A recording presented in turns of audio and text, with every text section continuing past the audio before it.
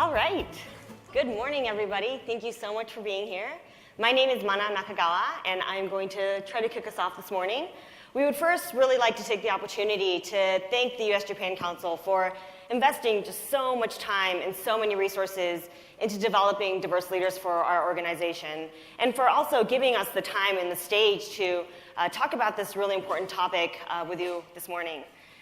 I would also, before I begin, personally like to thank in advance our translators, because I actually grew up with Japanese as my first language, and I have to admit that diversity to this day is one of the hardest topics for me to convey in the Japanese language. I think with all the cultural nuances and the complexities, it's truly an endeavor to do this in Japanese, so thank you and apologies in advance. So here we go. I think we've heard a lot about diversity throughout this conference in many different ways, and we kind of all agreed that there's a diversity in the way that we define diversity here in this room.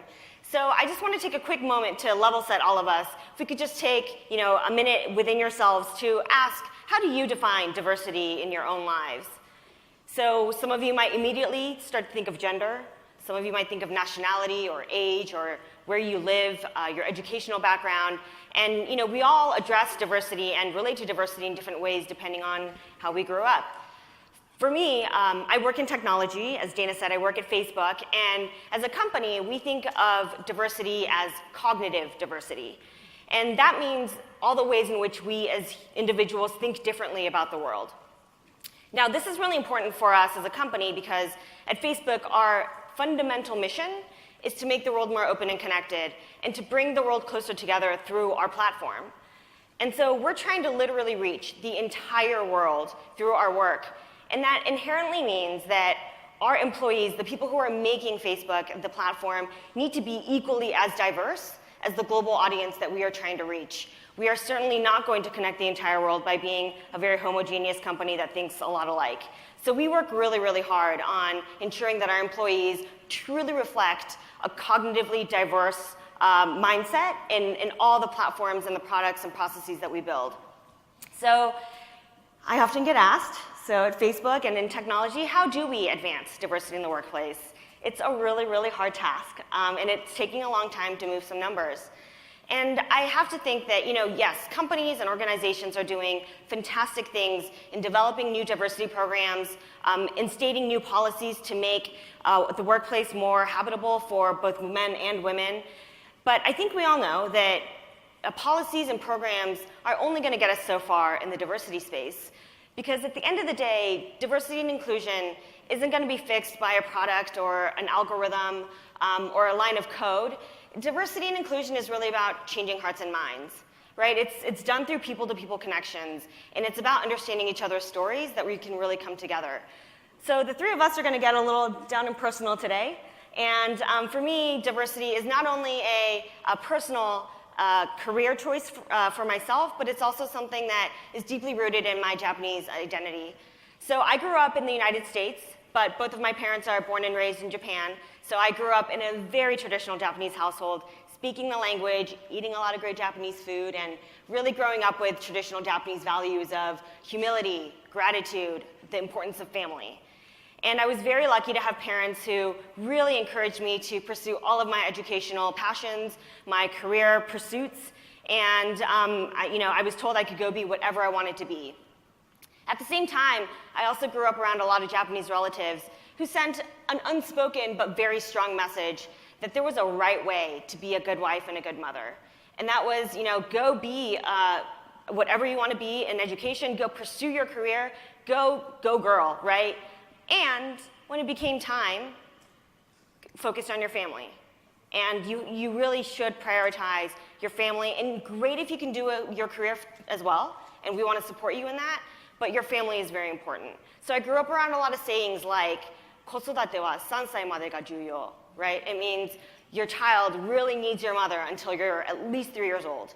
働くママの子供はやっぱりかわいそう, right? For working children who have working mothers, short end of the stick, And not that you have to buy into these things, but they are very salient in my own mind.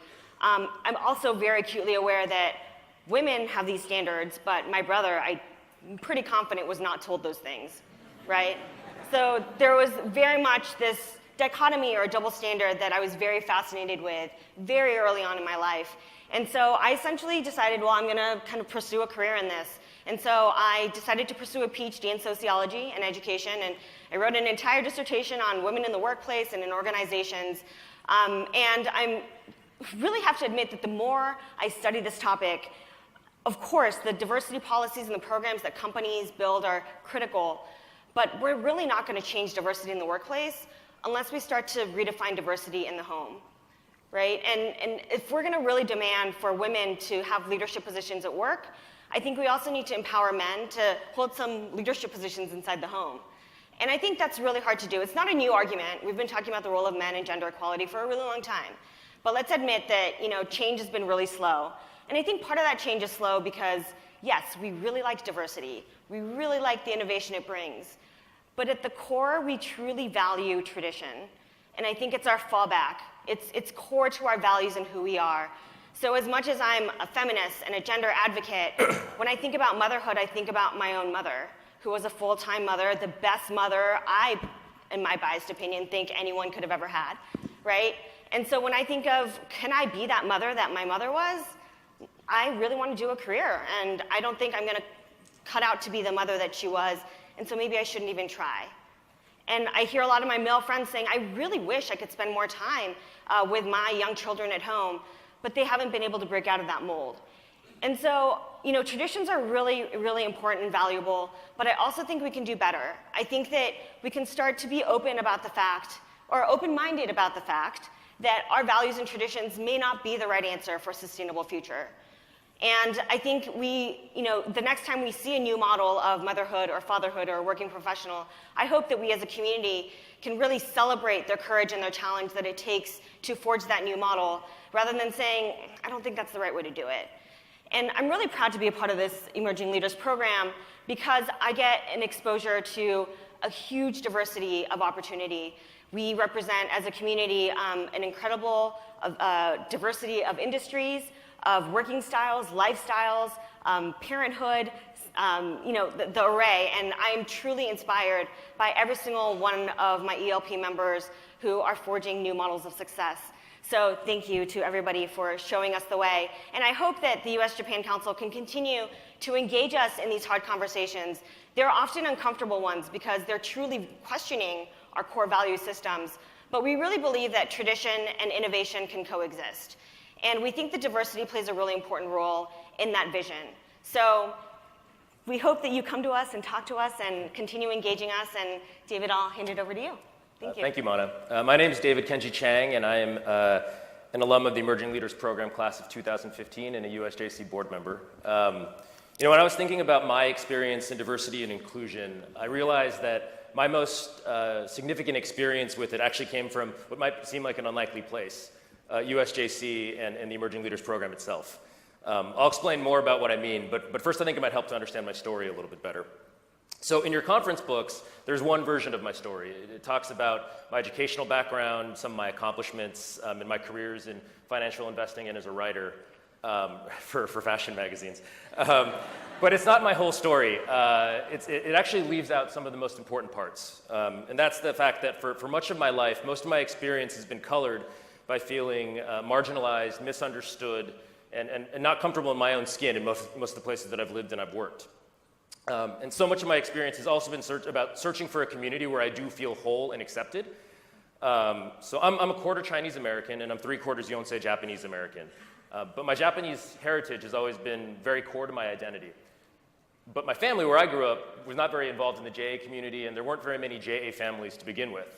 And so in school, I felt pretty lonely. The other Asian kids in school didn't accept me because I wasn't very culturally similar to them. Most of them were new immigrants to the United States from places like China and Korea.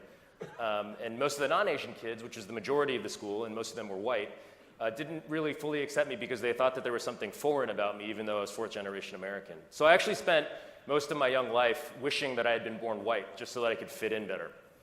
And my career has actually been pretty isolating too. So across 15 years working in financial investing, across offices in Chicago, New York, London, and Tokyo, I've had the opportunity to work with 24 different investment professionals, and 19 of them have been white males.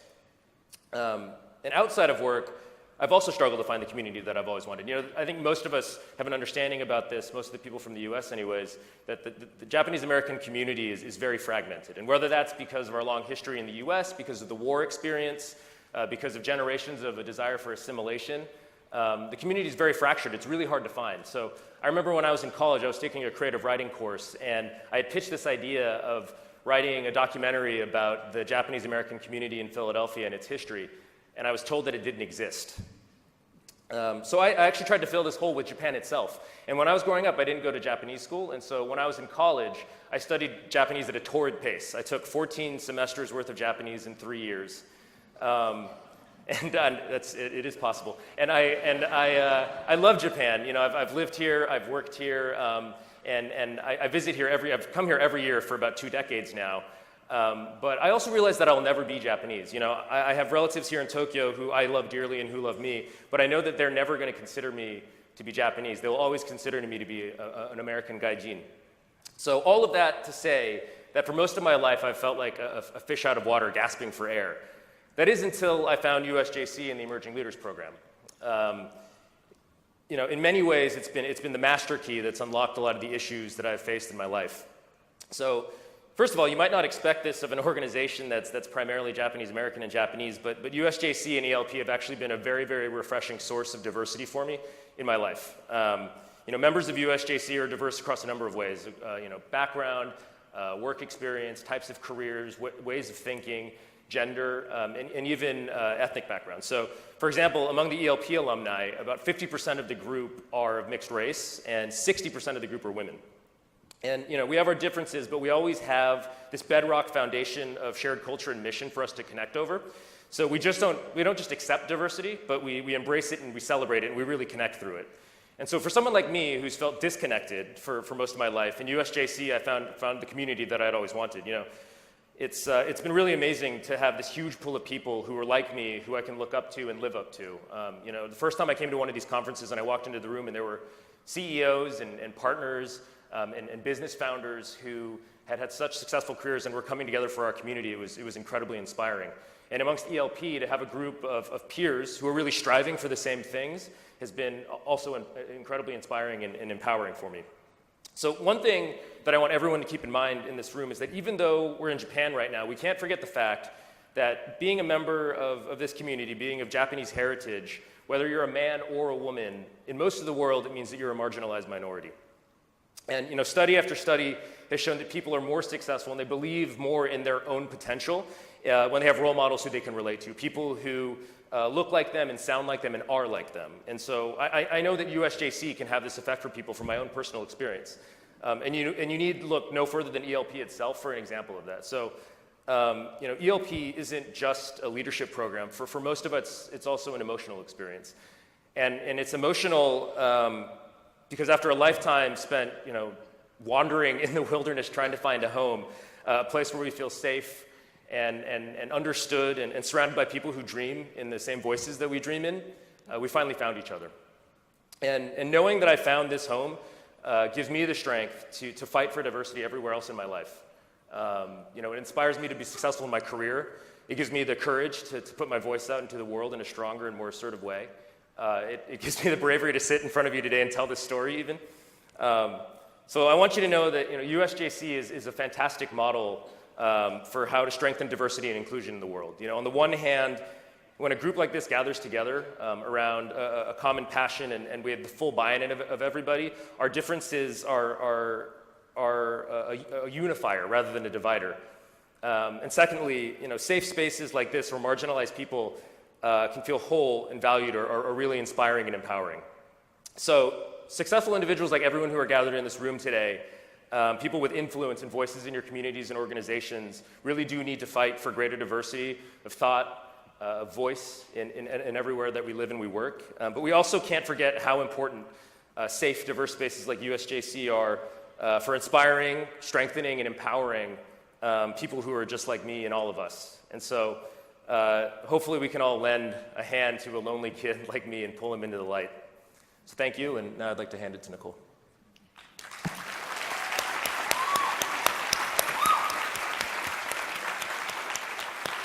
I don't know about you, but my heart is literally bursting with much love and adoration for these two and for sharing their stories. So thank you so much for sharing your narratives with us today.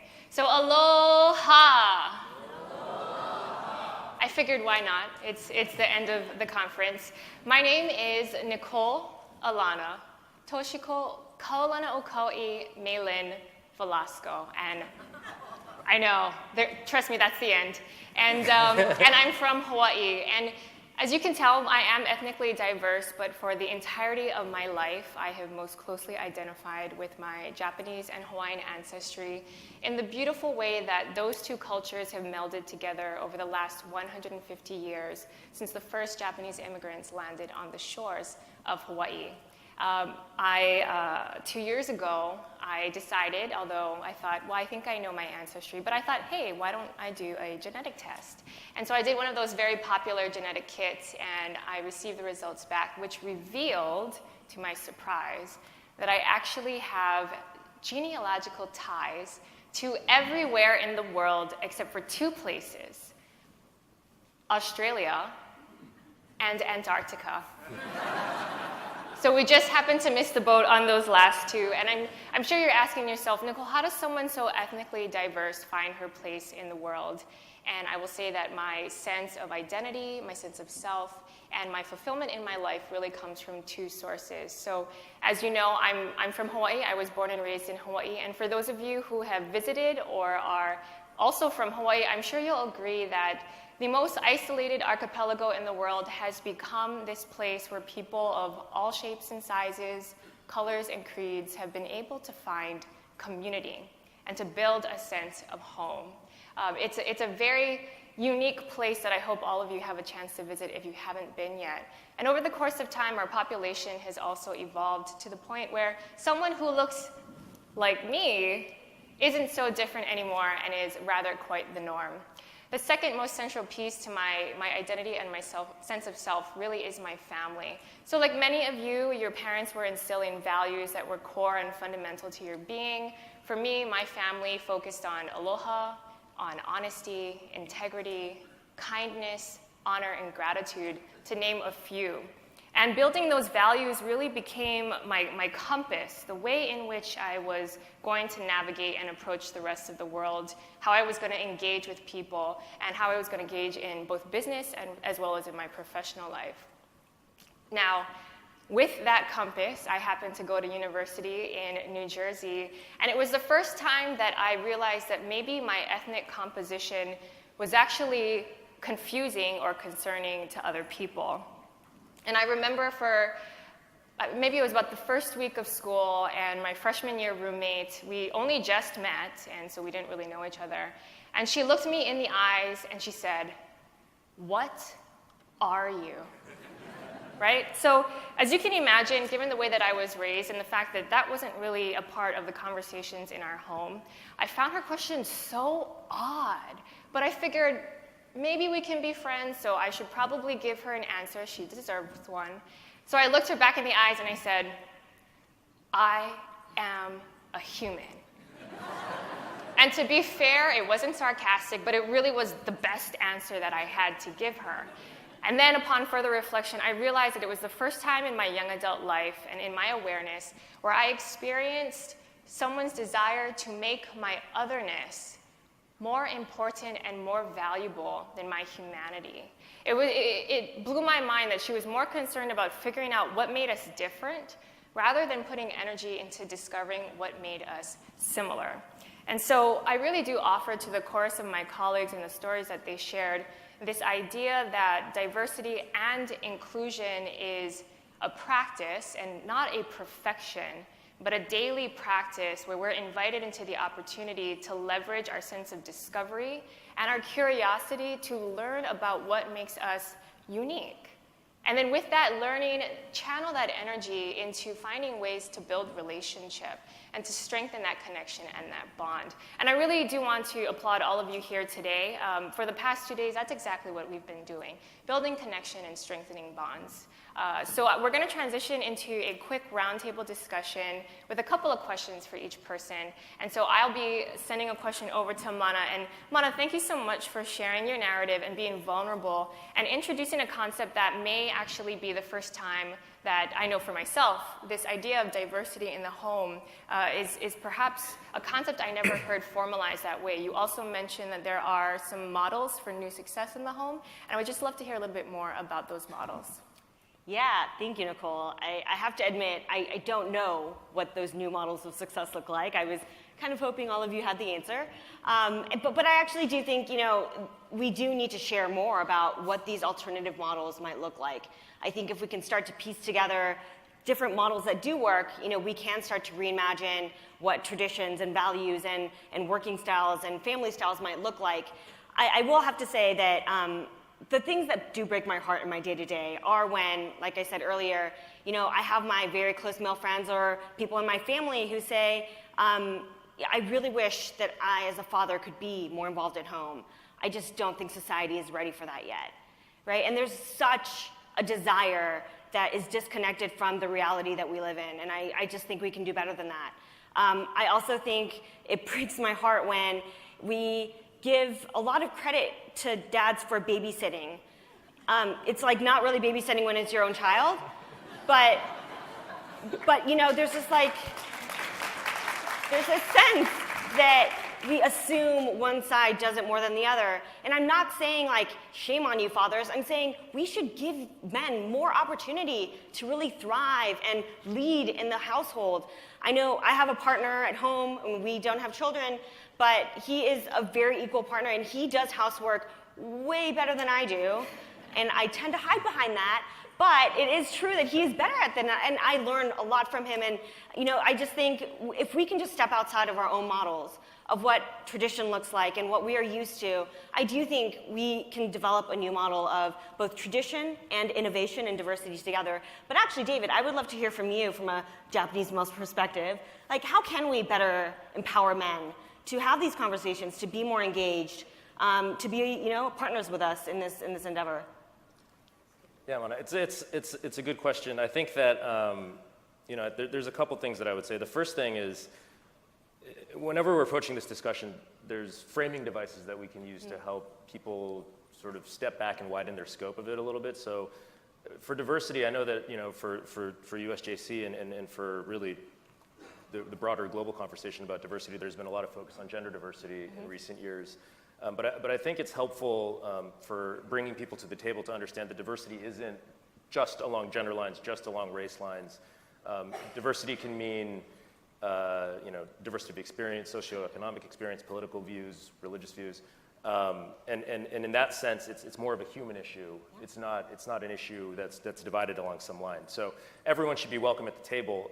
The second thing, and this is what I was trying to touch on when I was recounting my narrative, my life, is that your experience with diversity and engaging in it is really dependent on and relative to what your own personal experience is. So, I'm a male of Japanese heritage, and we have a lot of people in this room who are from Hawaii and Japan, and I'm from the mainland in the U.S. And depending on where you came from, one of those three places, your feeling about your role in society and what your group's role in society is, it changes dramatically. And so for me, on the mainland in the US, it's a minority narrative, it's a minority story. But it's not that maybe so much in Hawaii, and it's definitely not that here in Japan.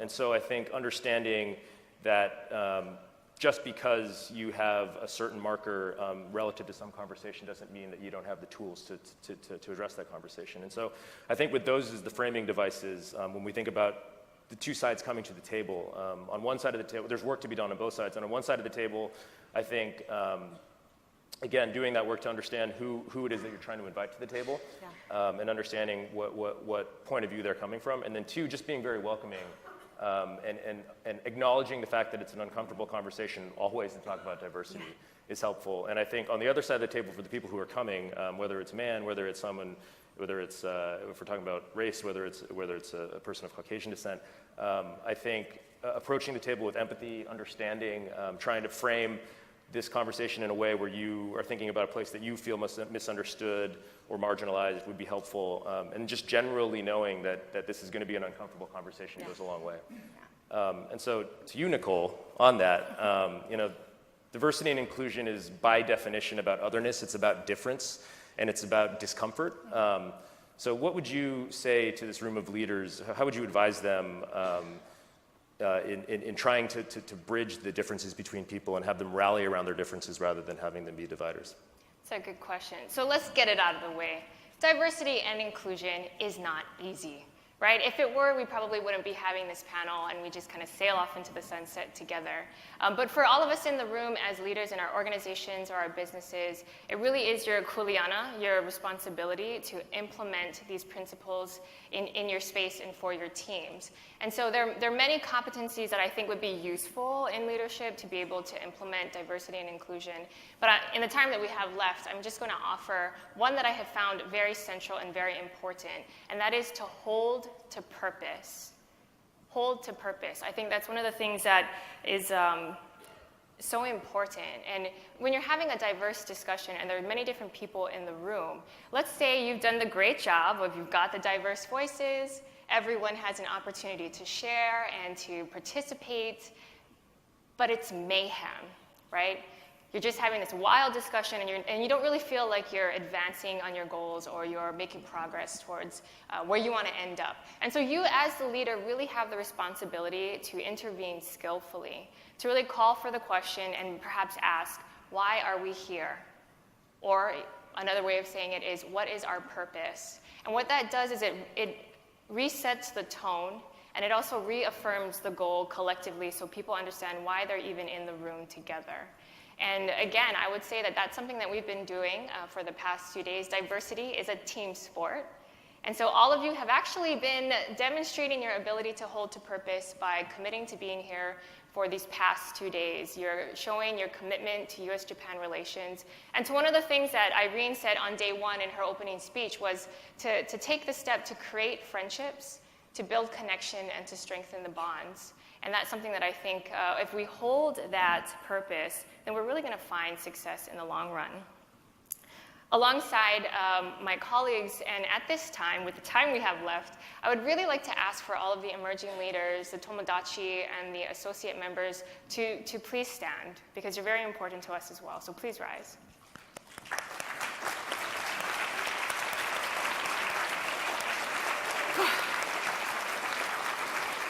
And so I ask you to take a look at these faces, take a look around, and recognize that with them, my colleagues and I represent the evolving face of US-Japan relations and the leadership in this discussion. And so it is our promise to you, in an ever-changing world.